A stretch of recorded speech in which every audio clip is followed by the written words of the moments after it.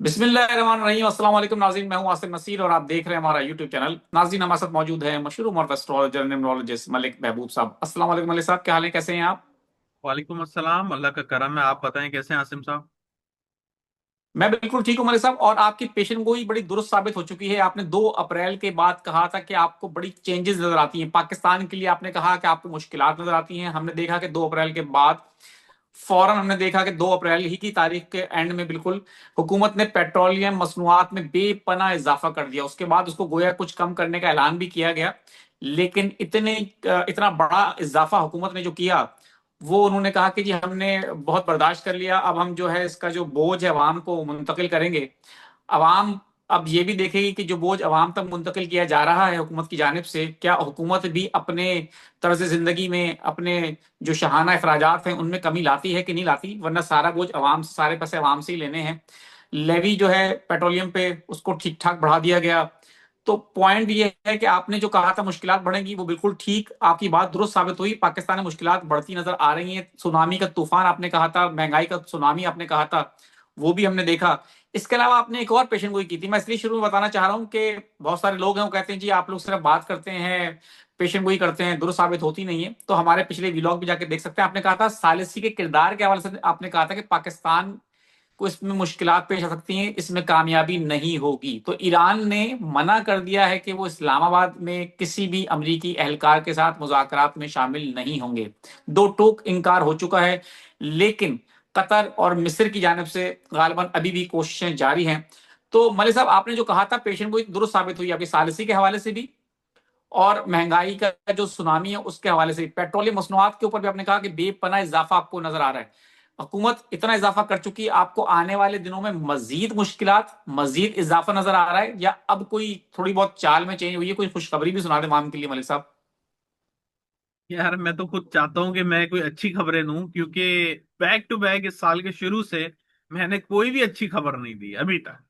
लेकिन अच्छी खबर यही कहूंगा कि बस थोड़ा सा वक्त और रह गया। ये जो वीनस की दशा 2007 से पाकिस्तान के जायचे में एक्टिव हुई थी, वो 2027 के एंड में खत्म हो जाएगी। तो उम्मीद है इंशाल्लाह अल्लाह के फजलो करम से हम इन मसाइल से बाहर आ जाएंगे। अभी के लिए तो मेरे पास यही खबर है। इसके अलावा आगे आगे कोई ट्रांजिट चेंज होंगी तो बेहतरी होती हुई दिखाई दी जाएगी।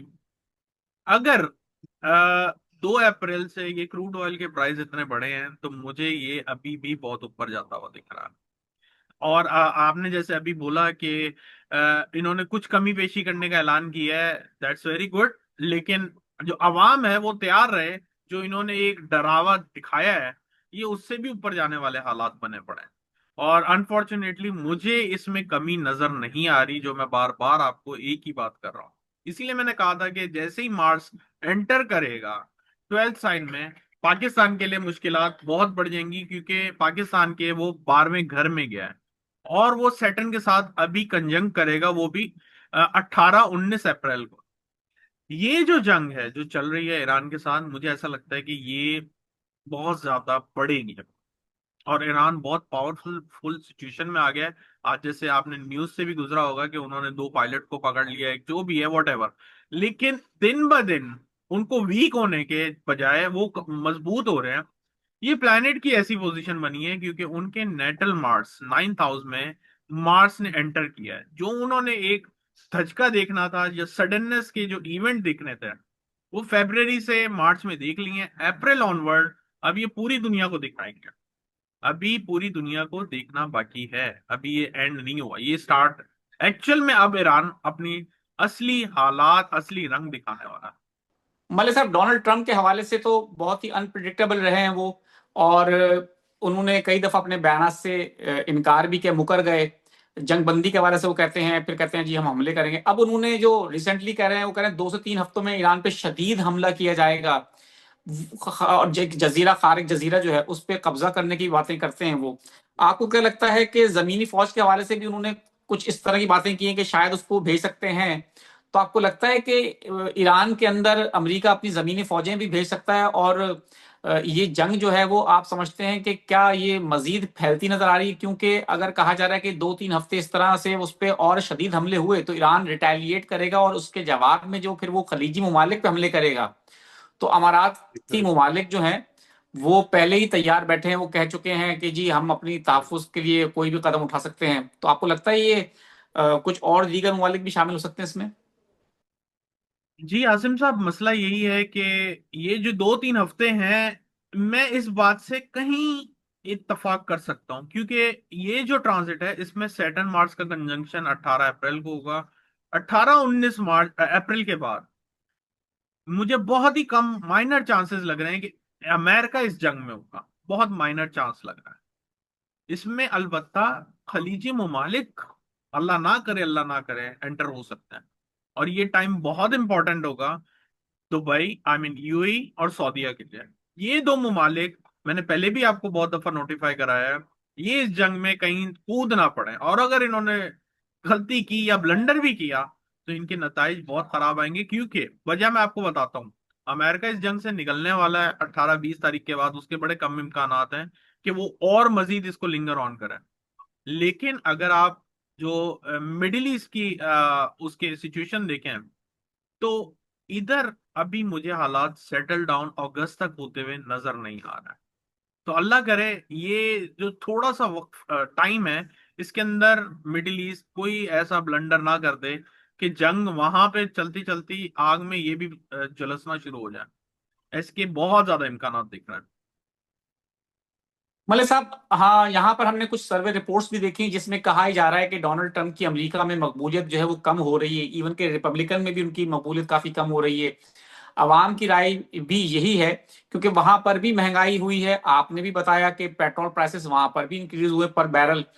तो आप रहते हैं वहां पर, सर्वेस तो हमने देखे हैं, आप वहां रहते हैं, मौजूद हैं, आप क्या समझते हैं? आपकी बात भी होती है कि वहां लोगों से कि वहां पर जंग को लेकर लोगों के क्या तासुरात हैं, और डोनाल्ड ट्रंप की मकबूलियत में वाकई कमी आई है, और जो मिड टर्म इलेक्शन होने वाले हैं, आपको लगता है कि इस पे कोई धचका लग सकता है ट्रंप को?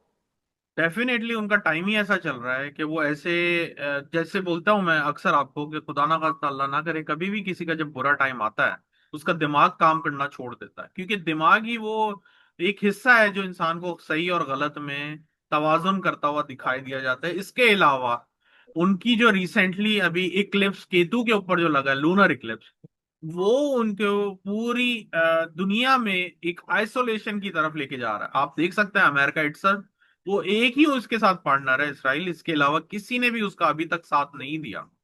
तो अब आने बिल्कुल। वाले दिनों में ये खुद अकेले हो जाएंगे और ये एक बंद गली में जा चुके हैं और उधर कोई रास्ता नहीं है निकलने का। तो मुझे नहीं लगता कि मेरे ये कहने से कि नहीं आवाम भी इनके खिलाफ है, जायचे ही बहुत है, इनफ है बताने के लिए कि इस वक्त के जो हालात हैं उसमें इनकी मकबूलियत जीरो के करीब पहुंची है।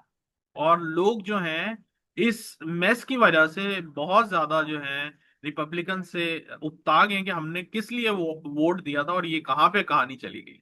तो सिचुएशन अभी मुझे बहुत आउट ऑफ कंट्रोल दिखती है। आने वाले दिनों में अप्रैल में याद रखिएगा पूरी दुनिया में कुछ ना कुछ रीजंस की वजह से लोग बाहर निकलेंगे। और अभी भी निकले हैं, अमेरिका में बहुत बड़ी तादाद में लोग बाहर निकले। लेकिन अप्रैल में ये बिल्कुल मजीद ठीक है। बढ़ेगा। बिल्कुल ठीक है मलिक साहब, मैं कुछ लोगों के सवाल लेना चाहता हूं। मैं इंडिया कश्मीर से नदीम अहमद वानी। डेट ऑफ बर्थ है 5/3/1995। जॉब कब तक मिलेगी? फाइनेंशियल हालात इनके काफी खराब हैं।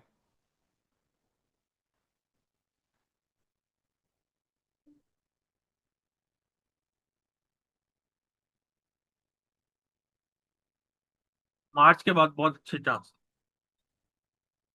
चांसेस हैं। 13 फरवरी 2006 इनकी डेट ऑफ बर्थ है। नवंबर 2025 में फॉरेन में कोई बाहर किसी मुल्क में उन्होंने स्टूडेंट वीजे के लिए अप्लाई किया था, एजुकेशन के लिए। तो उसके वाले से पूछ रहे हैं कि मेरे जांचे में मेरे नंबर्स में कहीं ट्रैवल है?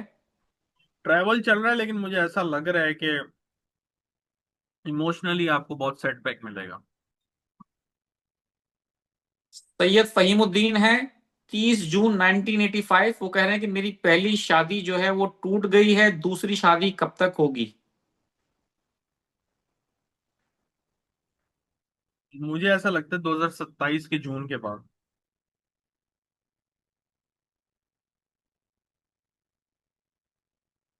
सानिया फिरदौस, 7/2/1991। वो उनका सवाल ये कि इस साल कोई अच्छी जॉब के चांसेस हैं कि नहीं? ट्राई करें, लेकिन अगले साल बहुत ज्यादा अच्छे चांस हैं। 23 नवंबर सन 2000 इनकी डेट ऑफ बर्थ है। नाम इनका है खतीजा बेगम।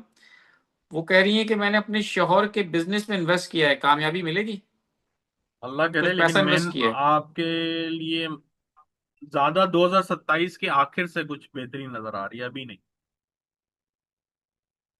बिल्कुल ठीक है मलिक साहब, बहुत बहुत शुक्रिया हमें वक्त देने के लिए। नाज़रीन, यहाँ हमारे व्लॉग का वक्त खत्म हुआ। मुझे और मलिक महबूब साहब को दें इजाजत। आखिर में हमारा वही पैगाम है, मुस्कुराएं, प्यार बांटें और अपने आसपास के लोगों का ख्याल रखें। अल्लाह हाफिज।